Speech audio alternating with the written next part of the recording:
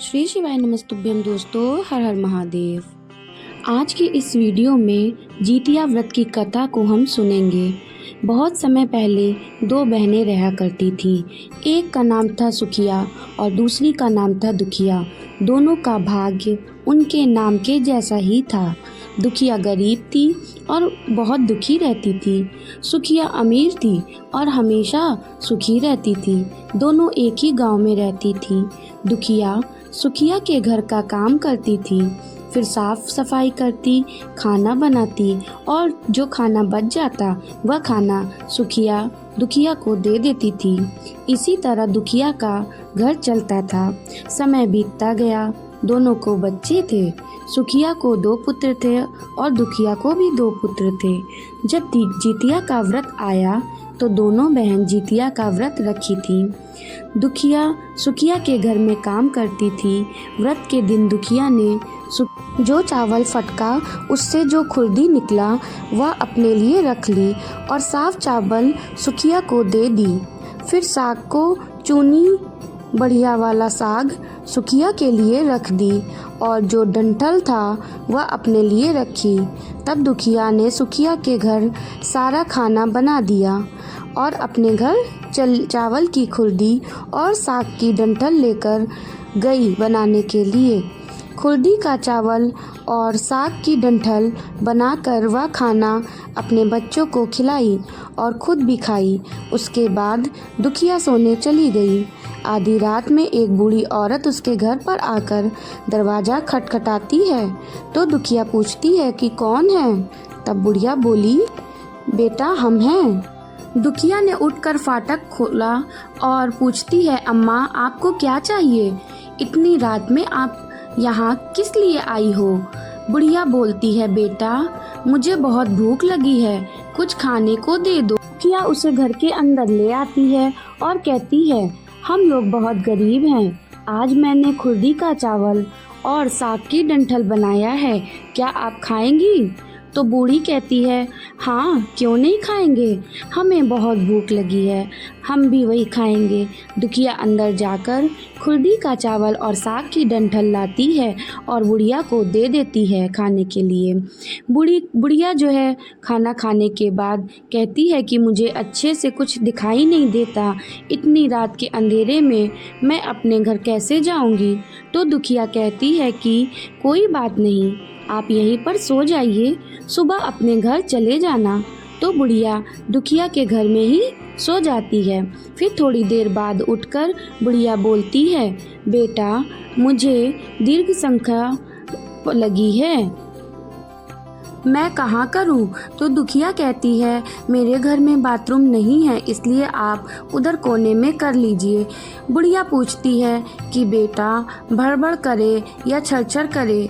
दुखिया नींद में थी तो वह कहती है, माता जी भड़बड़ कर दो, मैं सुबह साफ कर दूंगी। फिर थोड़ी देर बाद बुढ़िया पूछती है कि बेटा मैं अपने हाथ कहाँ साफ करूं? तो दुखिया कहती है, आप मेरे सर में अपने हाथ को साफ कर दीजिए। जब सुबह होती है तो दुखिया को यह सब सपने के जैसा लगता है कि सोते समय मुझे कोई सपना आया होगा। वह ज़्यादा कुछ नहीं सोचती और नदी में नहाने के लिए चली जाती है।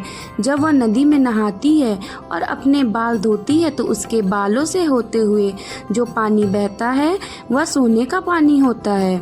आसपास की सभी महिलाएं यह देखकर चकित हो जाती हैं और कहती हैं कि तुम्हारे बालों से तो सोने का पानी गिर रहा है, क्या बात है? फिर उसे रात की सारी बात याद आती है। वह दौड़कर अपने घर की ओर भागती है, यह सोचकर कि उसका घर दीर्घ संख्या से गंदा हुआ होगा, पहले उसको साफ करना होगा।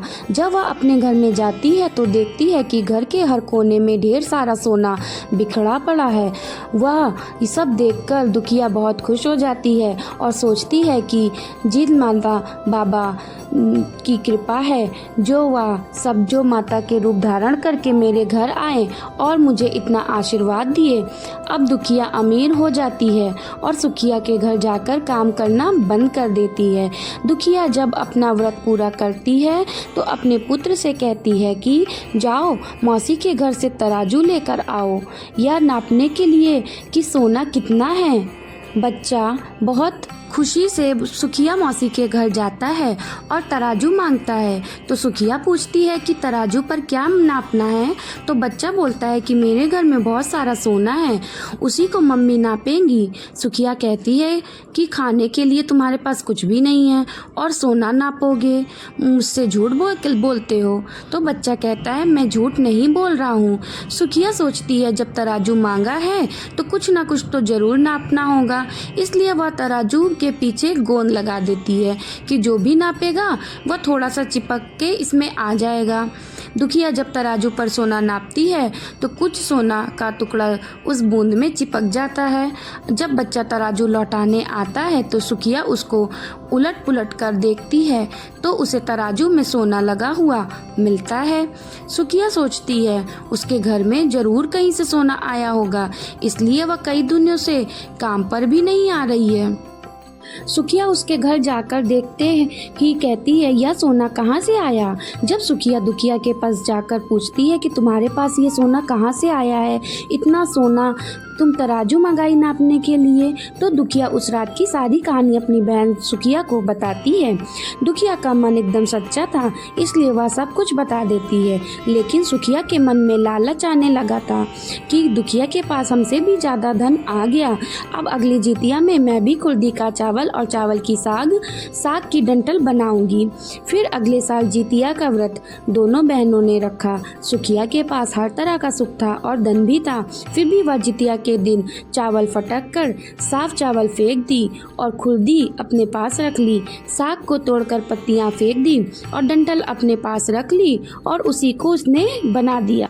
खाना खाकर सब पूजा पाठ करके सोने को चली गई। फिर आधी रात में उसके घर में भी बूढ़ी आई और दरवाज़ा खटखटाती है। सुखिया उसका इंतज़ार कर रही होती है। वह तुरंत दरवाज़ा खोलकर बूढ़ी औरत को अपने घर के अंदर ले आती है। बूढ़ी बोलती है मुझे बहुत भूख लगी है, कुछ खाने को दे दो। तो सुखिया कहती है कि मैंने खुर्दी का चावल और डंठल का साग बनाया है।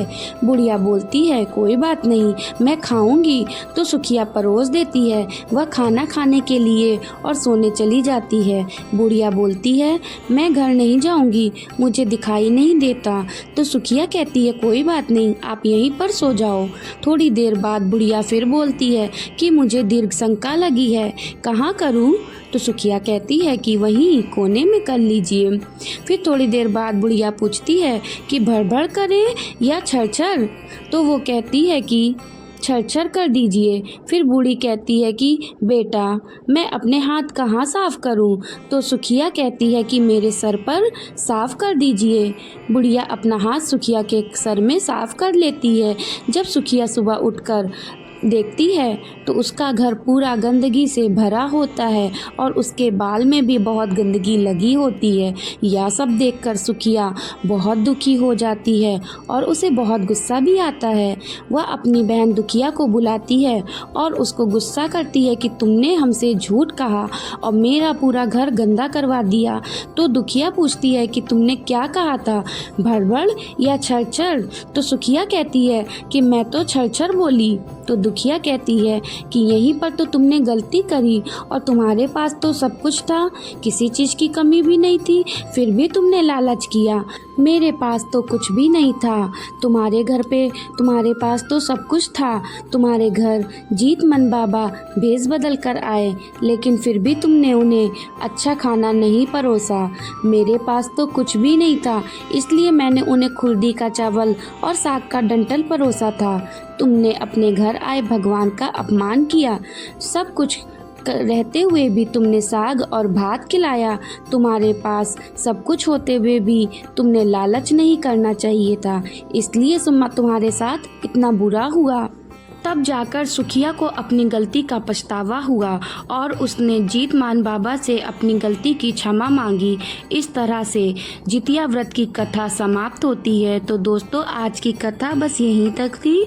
मिलते हैं एक और नई वीडियो में, तब तक के लिए हर हर महादेव, जय शिव शंभू।